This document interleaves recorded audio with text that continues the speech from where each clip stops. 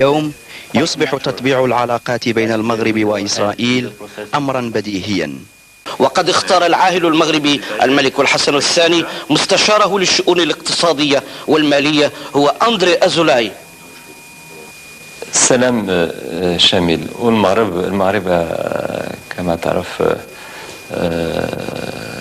احنا دولة عربية وخصنا نتبعوا كاع الدول العربيات اللي هما غاديين في هذا الطريق نديروا بحالهم، ما غاديش نمشيو بوحدنا بطبيعة الحال نحن نعتقد أن إسرائيل دولة غاصبة، وأن أقل ما يقبل من دول المسلمين أن تقاطعها. حتى إن بقي لإسرائيل جزء من أراضي المسلمين فهذا لا يهم. أخطر شيء في تقديرنا والله أعلم هو هذا التطبيع والدخول في علاقات عادية مع إسرائيل.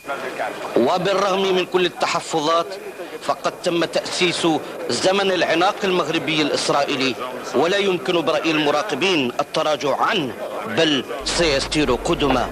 يعني ندير واحد القضية أخرى وهي واحد السيد اللي تعرفو اللي هو أندري أزولاي.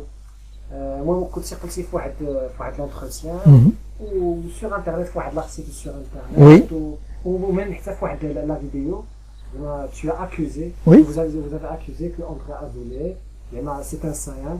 شنو هي الصيان؟ صيان هو شي واحد اللي تتعاون مع الموساد تعطيه معلومات. Tout à fait. واخا هذه راه قضيه راه خطيره زعما سي ان كونسيي دو روا لو كونسيي ايكونوميك ديال لوتوريتي لا بلو au Maroc. il collabore avec le Mossad, تتعاون مع الموساد.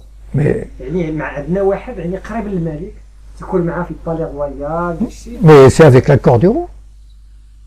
Mais le roi du Maroc, la monarchie marocaine, depuis 61, depuis Hassan II en tout cas, ça c'est sûr, elle collabore avec Israël et le Mossad main dans la main, avec les sionistes. Enfin, c'est pas, je ne dévoile pas un secret. Enfin, je veux dire, c'est connu et reconnu. Enfin, je veux dire, qui a formé les agents de la sécurité du palais, les gens du Mossad, qui a formé des officiers alors, et les officiers allaient s'entraîner en Israël, se former en Israël.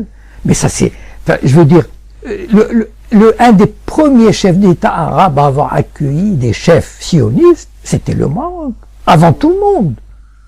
Et au vu et au su, c'était en 86, il avait reçu Yitzhak Rabin et Shimon Peres, alors que la Palestine était sous occupation. Enfin, voilà, et puis que fait le Maroc, par exemple, contre la judaïsation de Jérusalem? Le soi-disant président du comité Al-Quds, mais c'est bidon. Enfin, mais c'est la propagande. Mais c'est des mots et des mots. Le Maroc, enfin, l'autorité, la plus haute autorité marocaine, c'est le roi. La monarchie marche main dans la main avec Israël et avec le Mossad. Donc, André Azoulay ne joue que le rôle de facilitateur, parce que c'était un ancien banquier. Il a beaucoup d'amis dans la banque à New York, à Paris, etc. Et grâce à lui, il tisse des relations pour aider le Maroc. Voilà. Et qu'il aide Israël par la même occasion. Mais le roi se frotte les mains pour ça. Mais c'est magnifique, il n'y a pas de problème. D'accord. Oui. Oui. Oui. On a fait appel à lui rien que pour la facette. Oui. Pour le décor de le Maghreb, c'est un pays ouvert. Oui. On a un conseiller juif. Oui. Il a été recruté. Les deux. Ah, les deux. Bah, probablement, puisque, pourquoi les deux? Parce que moi, j'étais pas dans le secret des dieux pour savoir. Mais, ce qui me fait penser que c'est les deux, c'est que André Azoulay, depuis 20 ans, c'est la vitrine. C'est-à-dire, la coexistence. Regardez, le roi, tout le monde, même moi, on me le dit. Regardez, il y a un conseiller. Ah bon? Et les juifs qui continuent à partir, enfin, non, ça ne les intéresse pas.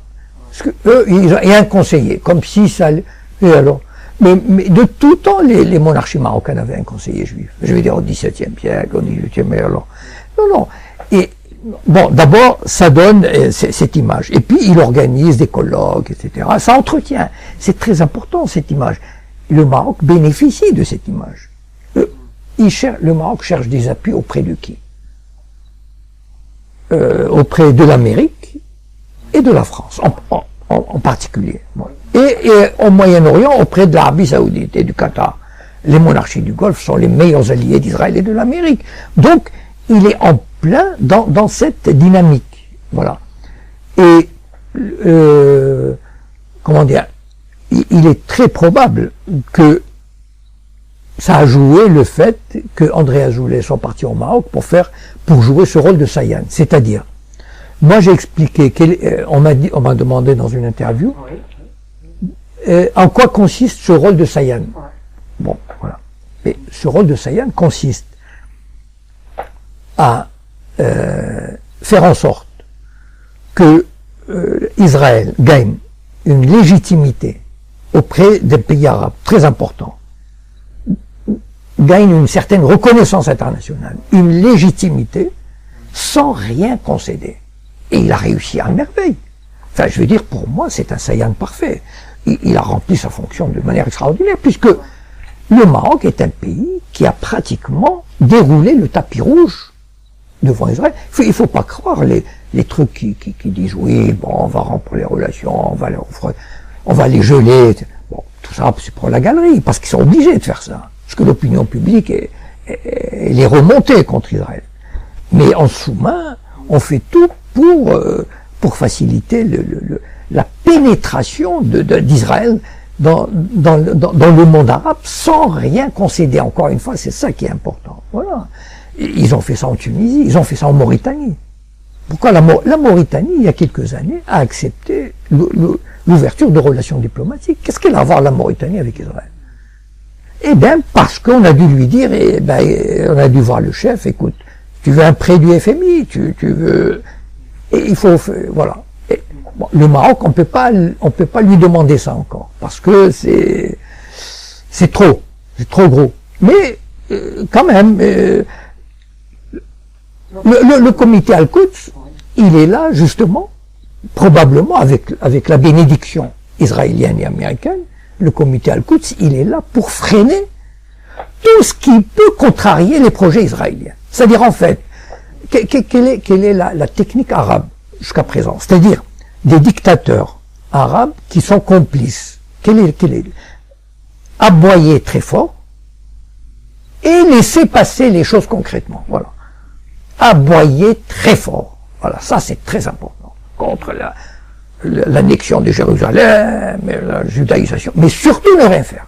Surtout laisser Israël s'emparer de Jérusalem. Franchement, quand on voit 50 pays islamiques, 50 qui luttent contre la judaïsation de Jérusalem, quand on voit l'état de Jérusalem aujourd'hui, alors, où les 50 pays sont vraiment, ne valent rien, ah non, enfin je veux dire 50 pays, enfin, même 22 pays arabes, ou alors il y a une complicité, mais flagrante. Mais tous les pays arabes n'ont pas intérêt à avoir un État palestinien.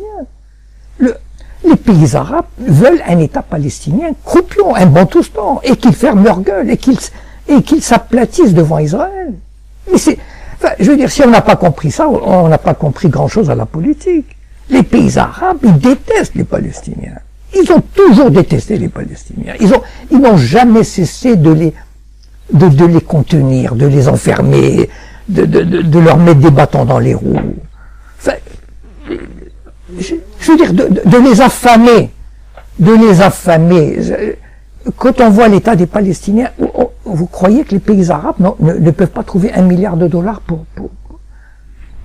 pour les soulager? 1 milliard? C'est quoi 1 milliard?